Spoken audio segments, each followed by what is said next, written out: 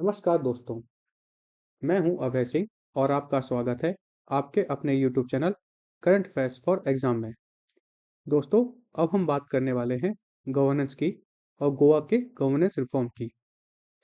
गोवा, जो एरिया और पॉपुलेशन के हिसाब से इंडिया के स्मॉलेस्ट स्टेट में आता है, उसने एक क्रिटिकल और हिस्टोरिकल एडमिनिस्ट्रेटिव डिसीजन लिया है, थर्ड डिस्ट्रिक्ट क्रिएशन का, जिसका नाम रखा जाएगा कुशावटी। यह अनाउंसमेंट सिर्फ एक नया डिस्ट्रिक्ट बनाने की बात नहीं करता, बल्कि decentralization, regional balance, tribal development, culture identity और गवर्नेंस एफिशिएंसी जैसी लेयर्स को टच करता है। इसी वजह से यह न्यूज़ यूपीएससी और स्टेट पीएससी दोनों के लिए हाईली रेलेवेंट बन जाती है। सबसे पहले हम ये समझेंगे कि इस न्यूज़ को पढ़ने की रीज़न और ज़रूरत क्यों है। गोवा ने 1987 में स्टेटहुड अचीव किया था और तब से लेकर आज तक लगभग 38 साल के बाद पहली बार गोवा में डिस्ट्रिक्ट बाउंड्रीज का एक्सपेंशन हो रहा है। अब तक गोवा में सिर्फ नॉर्थ गोवा, साउथ गोवा यह दो डिस्ट्रिक्ट थे। इसका मतलब यह था कि साउथ गोवा का एरिया बहुत ज़्यादा बड़ा हो गया था, एडमिनिस्ट्रेटिव लोड अनइवन था, ट्राइबल और रिमोट एरिया तक गवर्नेंस का रीच स्लो था। इसी कॉन्टेक्स्ट में गोवा के चीफ मिनिस्टर श्री प्रमोद सावंत का यह अनाउंसमेंट एक स्ट्रक्चरल गवर्नेंस रिफॉर्म के रूप में देखा जा रहा है। गोवा को अब ऑफिशियली तीसरा डिस्ट्रिक्ट मिलने जा रहा है, जिसका नाम कुशावटी होगा। यह डिसीजन गोवा के एडमिनिस्ट्रेटिव मैप को फंडामेंटली चेंज करेगा। यह सिर्फ एक कॉस्मेटिक चेंज नहीं है, बल्कि एडमिनिस्ट्रेटिव एफिशिएंसी इंप्रूव करेगा, सर्विस डिलीवरी को लोगों के करीब लाएगा और रीजनल इम्बैलेंस को एड्रेस करेगा।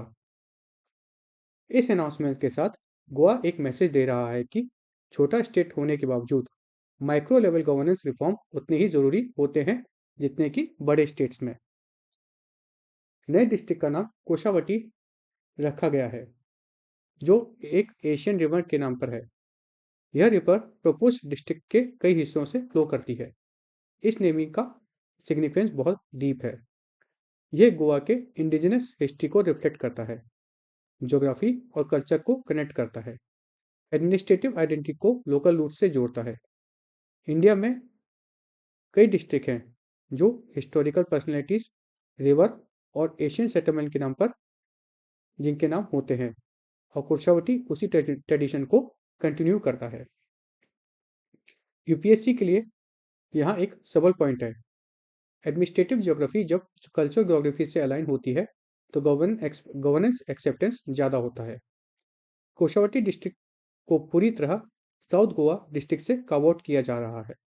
इसका मतलब यह है कि नॉर्थ गोवा डिस्ट्रिक्ट में कोई चेंज नहीं होगा। कुशावती डिस्ट्रिक्ट में 4 तालुका शामिल होंगे: धारबंदोरा, क्यूएपएम, सनगुएम और कानाकोना। यह सब तालुक यह सब तालुका रिलेटिवली रिमोट हैं, ट्राइबल पॉपुलेशन इनमें ज़्यादा है और डेवलपमेंट इंडिकेटर्स इनमें अनइवन रहे हैं। साउथ गोवा डिस्ट्रिक्ट का एडमिनिस्ट्रेटिव बर्डन इतना ज़्यादा हो चुका था कि एक डिस्ट्रिक्ट कलेक्टर के लिए इन सब तालुकास को एफिशिएंटली मैनेज करना मुश्किल हो रहा था। इस रीऑर्गेनाइजेशन का एक क्लियर ऑब्जेक्टिव है: गवर्नेंस को मैनेजेबल यूनिट्स में डिवाइड करना। नया डिस्ट्रिक्ट अनाउंस होने के बाद भी तुरंत सब कुछ ओवरनाइट चेंज नहीं होता है। इसलिए गवर्नमेंट ने एक इंटरिम एडमिनिस्ट्रेटिव अरेंजमेंट प्रपोज किया है। इनिशियल फेज में administrative work south Goa headquarter से ही कंटिन्यू करेगा। साउथ गोवा कलेक्टर ही कोशावटी के काम को टेम्पररी ओवरसी करेंगे। यह अरेंजमेंट तब तक रहेगा जब तक नया डिस्ट्रिक्ट इंफ्रास्ट्रक्चर रेडी नहीं होता, स्टाफिंग कंप्लीट नहीं होती और इंडिपेंडेंट कलेक्टर अपॉइंटमेंट नहीं हो जाता। इस अप्रोच का मतलब है ट्रांजिशन स्मूथ रहे, गवर्नेंस वैक्यूम क्रिएट ना हो। नए कुशावती डिस्ट्रिक्ट का हेडक्वार्टर क्वेम्पम टाउन को बनाया गया है। क्वेम्पम का सिलेक्शन स्ट्रेटेजिक है क्योंकि यह ज्योग्राफिकली सेंट्रल लोकेशन है, रेल और रोड कनेक्टिविटी ऑलरेडी प्रेजेंट है, कानाकोना, दारबोंद्रा और सेंगुम के लिए एक्सेसिबल है। गवर्नमेंट ने यह भी प्रॉमिस किया है कि प्रॉपर बस कनेक्टिविटी डेवलप की जाएगी। तालुका हेडक्वार्टर से डिस्ट्रिक्ट हेडक्वार्टर तक का ट्रेवल इजी बनाया जाएगा। इसका ऑब्जेक्टिव बिल्कुल क्लियर है, लोगों को डिस्ट्रिक्ट लेवल सर्विस के लिए लंबा ट्रेवल ना करना पड़े। एक बहुत अनाउंसमेंट यह भी किया गया है कि कुशावती को एस्पिरेशनल डिस्ट्रिक्ट के रूप में डेवलप किया जाएगा। एस्पिरेशनल डिस्ट्रिक्ट प्रोग्राम का मतलब होता है फोकस्ड डेवलपमेंट, सेंट्रल असिस्टेंस और आउटकम बेस्ड मॉनिटरिंग किया जाना। ऐसे डिस्ट्रिक्ट को 15 करोड़ तक की सेंट्रल असिस्टेंस मिलती है। हेल्थ, एजुकेशन, न्यूट्रिशन, इंफ्रास्ट्रक्चर पर फोकस होता है। गोवा गवर्नमेंट ये भी प्लान कर रही है कि सेंट्रल से एडिशनल स्पेशल फंड भी सीख किए जाएं। यूपीएससी के लिए एक स्ट्रॉन्ग लिंकेज पॉइंट है यहाँ पर एस्पिरेशनल डिस्ट्रिक्ट प्रोग्राम और एडमिनिस्ट्रेटिव रीऑर्गेनाइजेशन। कुशावती डिस्ट्रिक्ट का एक डिफाइनिंग फीचर है इसका ट्राइबल डेमोग्राफिक प्रोफाइल। लगभग 27% पॉपुलेशन ट्राइबल कम्युनिटी से बिलोंग करती हैं। इसका इम्प्लीकेशन ये है कि ट्राइबल वेलफेयर स्कीम का बेटर इम्प्लीमेंटेशन हो पाएगा।